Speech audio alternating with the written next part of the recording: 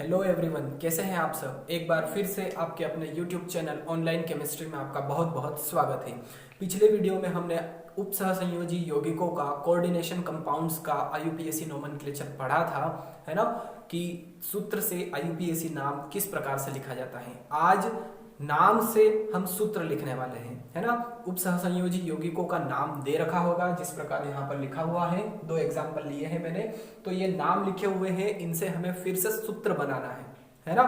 नाम से सूत्र बनाना आज हम सीखने वाले हैं। वीडियो एंड तक जरूर देखिएगा, आपको बहुत ही ज्यादा मजा आने वाला है। आप इस टॉपिक में अच्छे से कमांड कर पाएंगे अगर आपने ये वीडियो पूरा देखा है तो। ओके, सो बने रहिए मेरे साथ वीडियो के एंड तक। ओके, तो चलिए, सबसे पहले लिखा है हेक्साएमीन कोबाल्ट थर्ड क्लोराइड, है ना। ये उपसहसंयोजी यौगिक का नाम हो गया। अब इससे हमें सूत्र बनाना है, फॉर्मूला बनाना है।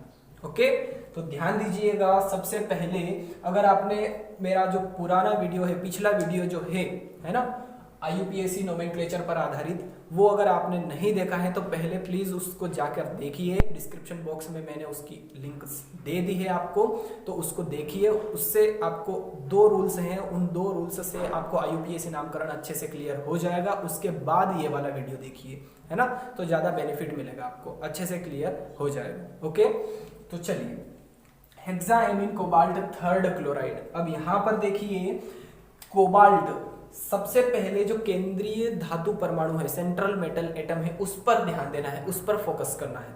उसका नाम बिगड़ा हुआ है या नहीं है ना। उसका नाम परिवर्तित है, एट लगा हुआ है या नहीं है। एट कब लगता है?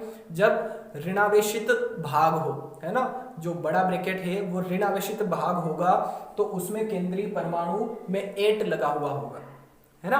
तो सबसे पहले केंद्रीय परमाणु देखना है हमें कि उसका नाम परिवर्तित है, एट लगा हुआ है या नहीं है। अब सबसे पहले यहाँ पर देखिए, ये जो कोबाल्ट है ना। अब केंद्रीय धातु परमाणु कैसे पता चलेगा? जो ऑक्सीकरण संख्या लिखी हुई होगी उसके जस्ट पहले वाला जो वर्ड है उस पे फोकस कीजिएगा, वही होगा आपका सेंट्रल मेटल एटम, है ना। ये ऑक्सीडेशन स्टेट है। ऑक्सीडेशन स्टेट के पहले क्या लिखा है? कोबाल्ट, यानी कि ये क्या है? सेंट्रल मेटल एटम है। यहां पर देखिए, ये ऑक्सीडेशन स्टेट है। ऑक्सीडेशन स्टेट से जस्ट पहले क्या लिखा है? फेरेट, यानी कि ये क्या है? Central metal atom. क्लियर हो गया? सेंट्रल मेटल एटम पहचानना आ गया सभी को, है ना। तो अब यहाँ पर देखिए, यहाँ पर कोबाल्ट लिखा है और यहाँ पर सेंट्रल मेटल एटम में फेरेट लिखा है, यानी कि एट सफिक्स लगा हुआ है, यानी कि ये ऋणात्मक भाग है ना। समझ में आ रहा है? जो बड़ा ब्रैकेट है वो ऋणात्मक भाग में आ रहा है, ऋणावेशित है, और यहाँ पर जो बड़ा ब्रैकेट है वो धनावेशित भाग में है। क्यों है? क्योंकि इसका नाम परिवर्तित नहीं है। कोबाल्ट लिखा है, कोबाल्टेट नहीं लिखा है। क्लियर होता है सभी को, है ना। तो यहाँ पर एक चीज तो आपको क्लियर हो चुकी होगी आई थिंक, कि ये जो कोबाल्ट है ये धनावेशित भाग में है ना। तो सबसे पहले लिख देते हैं हम CO, ये हो गया सेंट्रल मेटल एटम। अब क्या लिखा है? हेक्साएमीन, है ना। तो मैंने पहले क्लियर करवाया था पिछले वीडियो में कि जो गुरु कोष्ठक होता है ना, बड़ा ब्रैकेट होता है, उसमें दो चीजें होती हैं, एक तो लिगेंड और एक सेंट्रल मेटल एटम। लिगेंड अनेक हो सकते हैं लेकिन सेंट्रल मेटल एटम सिर्फ एक ही होता है। तो ये सेंट्रल मेटल एटम लिख दिया हमने, है ना, केंद्रीय धातु परमाणु। अब लिखना है हमें लिगेंड, है ना। तो लिगेंड लिखना है। लिगेंड क्या है? हेक्साएमीन। एमीन यानी कि NH3। पुरानी वीडियो नहीं देखी है तो जाइए देखिए, मैं अभी आपको और यहाँ पर बता दूंगा, है ना, कि NH3 यानी कि एमीन होता है। ओके, तो NH3 कितने टाइम है? 6 टाइम। हेक्सा लिखा है तो 6, NH3 कितने टाइम है? 6 टाइम। ये हो गया बड़े ब्रैकेट का काम खत्म, है ना। CONH3 का होल 6, CONH3 का होल 6, ये हो गया बड़ा ब्रैकेट, है ना। अब देखिए, लिखा है यहाँ पर कि क्लोराइड। अब पता नहीं चल रहा है कि कितने क्लोराइड है ना। अब यहाँ पर लिखा थोड़ी है कि डाई क्लोराइड, ट्राई क्लोराइड। क्या करें? करना कुछ भी नहीं है आपको। देखिए मैं बताता हूं। सबसे पहले इस कोबाल्ट की ऑक्सीडेशन स्टेट यहाँ पर दे रखी है, कितनी है? 3 है, +3 प्लस NH3 पर कितना आवेश होता है आपको पता ही है, सभी को पता होना चाहिए। NH3 पर 0 आवेश होता है, देखिए यहाँ पर, है ना। NH3 पर कितना आवेश होता है 0, और 0 इंटू 6 करेंगे तो क्या हो जाएगा 0, है ना। 0 इंटू 6 करेंगे तो 0, है ना। तो यहाँ पर पता चल गया कि ये जो +3 है ना, +3 है, तो इस बड़े कोष्टक के ऊपर +3 होगा, है ना। +3 इज इक्वल टू में क्या आ जाएगा +3, है ना। 3 + 0 +3।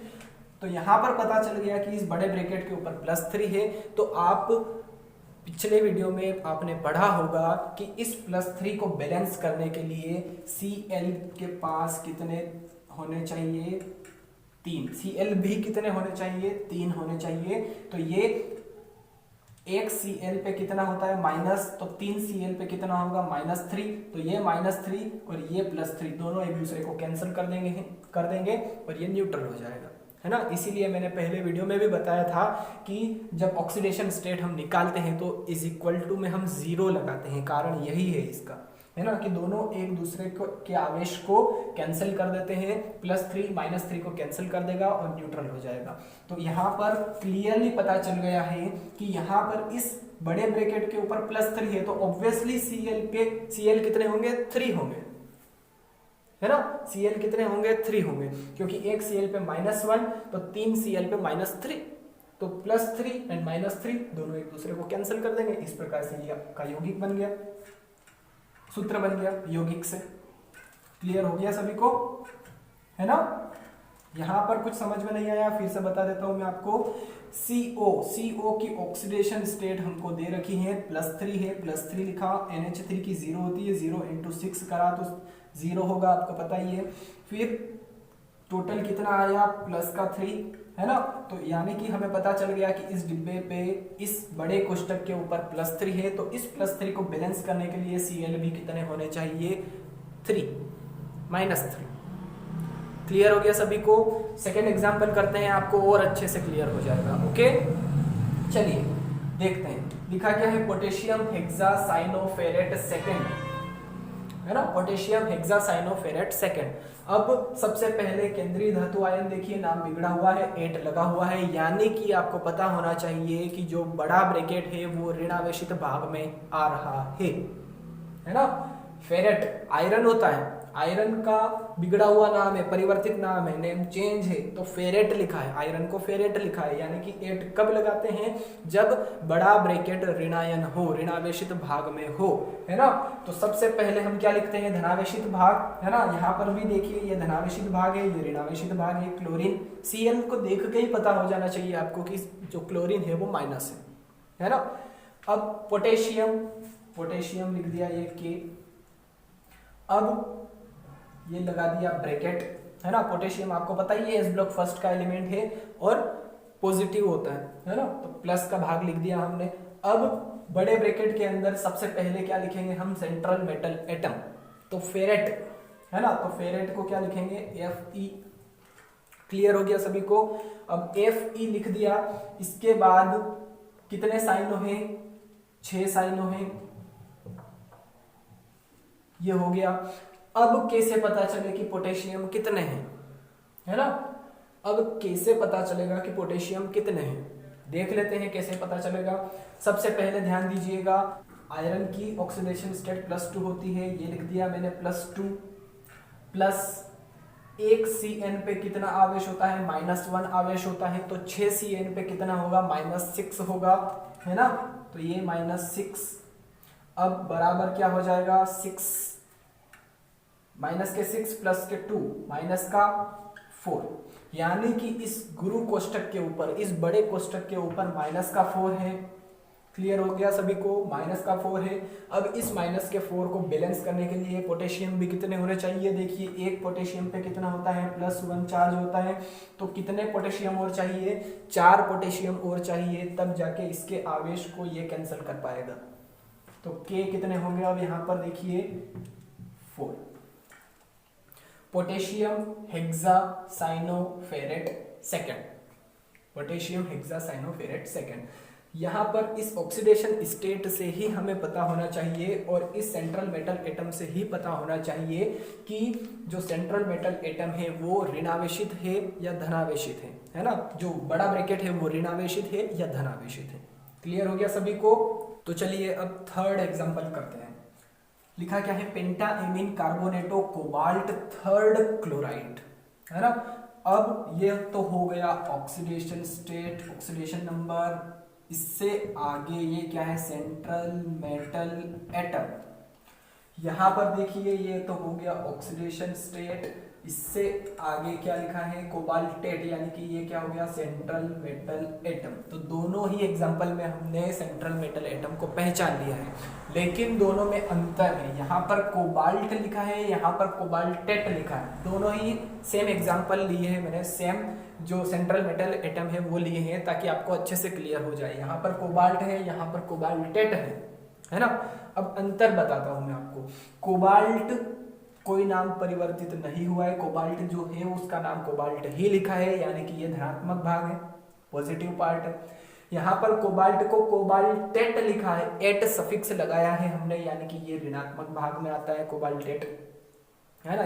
यानी कि यहाँ पर ये जो बड़ा ब्रैकेट है वो माइनस में है, यहाँ पर बड़ा ब्रैकेट प्लस में है। क्लियर हो गया सभी को दोनों ही एग्जांपल में, है ना। चलिए अब देखते हैं। सबसे पहले जब पॉजिटिव पार्ट को लिखेंगे तो सबसे पहले हम क्या लिखते हैं, ब्रैकेट के अंदर क्या लिखेंगे, सेंट्रल मेटल एटम को तो लिख देते हैं कोबाल्ट।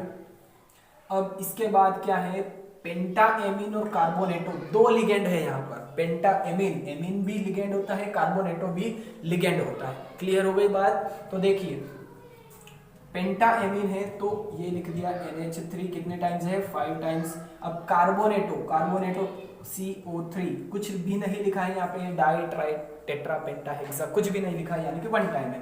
तो ये हो गया CO3, ये हो गया बड़े ब्रैकेट का काम खत्म। यहाँ तक आ गया सभी को, क्लियर हो गया, है ना। पेंटाएमीन सबसे पहले लिखा कोबाल्ट सेंट्रल मेटल एटम को, फिर लिखा पेंटाएमीन, फिर लिखा कार्बोनेटो। अब क्लोराइड, तो ये लिख दिया क्लोराइड। अब कितने क्लोराइड है ये पता करना है, कर लेते हैं पता। CO की ऑक्सीडेशन स्टेट कितनी है, +3, ये लिखा मैंने +3। NH3 की कितनी होती है, 0 0 × 5 0, है ना।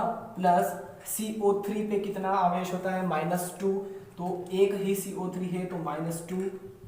अब सोल्व कर देंगे इसको, तो +3 -2 +1, यानी कि इस बड़े ब्रैकेट के ऊपर +1 आवेश है। इसको बैलेंस करने के लिए हमारे पास Cl है, तो Cl, एक Cl पे कितना आवेश होता है, -1 आवेश होता है। तो हमें -1 ही तो चाहिए, है ना। तो यहाँ पर 1 लिखेंगे, नहीं लिखेंगे Cl, यानी कि Cl 1, है ना। तो इस प्लस के 1 को माइनस का 1 बैलेंस कर देगा और इस प्रकार से ये न्यूट्रल हो जाएगा। क्लियर हो गया सभी को, आ गया। यहाँ पर Cl 2 3 4 कुछ भी नहीं लिखेंगे, है ना। Cl सिर्फ 1 ही रहेगा यहाँ पर। क्लियर हो गया सभी को। दूसरा एग्जांपल देखते हैं, मतलब फोर्थ वाला एग्जांपल देखते हैं। Potassium pentacyano nitro cobaltate third. अब यहाँ पर सेंट्रल मेटल एटम पता चल गया हमें, कोबाल्टेट है, नाम बिगड़ा हुआ है। सो ये हमारा जो गुरु कोष्टक है, बड़ा ब्रैकेट है, वो क्या हो जाएगा, माइनस वाले पार्ट में चला जाएगा। ओके, तो सबसे पहले पॉजिटिव पार्ट लिखते हैं पोटेशियम, तो ये लिख दिया के। कितने हैं अभी पता नहीं चलेगा आपको, है ना। पूरा सोल्व कर देंगे, लिख देंगे, उसके बाद लिख देंगे पोटेशियम कितने हैं। ओके, अब बड़े ब्रैकेट की बारी आती है। सबसे पहले कोबाल्ट लिखना है ना। सेंट्रल मेटल एटम यहाँ बैठा हुआ है ये, है ना। अब क्या लिखेंगे, पेंटासाइनो। देखिए यहाँ पर भी 2 लिगेंड है, यहाँ पर भी 2 लिगेंड थे, पेंटाएमीन कार्बोनेटो। यहाँ पर पेंटासाइनो और नाइट्रो है ना। तो सबसे पहले हमने लिख दिया सेंट्रल मेटल एटम, है ना। फिर उसके बाद लिखेंगे लिगेंड का नाम, कितने साइनो है, पेंटासाइनो है, लिख दिया। अब नाइट्रो कितने हैं, एक ही है, डाई ट्राई टेट्रा कुछ भी नहीं लिखा है, तो ये लिख दिया NO2। इस प्रकार से ये हो गया, है ना। कोबाल्ट हो गया, पेंटासाइनो, नाइट्रो। अब पोटेशियम कितने हैं ये पता करना है, कर लेते हैं। CO की ऑक्सीडेशन स्टेट, यानी कि कोबाल्ट की ऑक्सीडेशन स्टेट +3 है, ये लिखा +3। एक साइनो पे -1, 5 साइनो पे -5, है ना।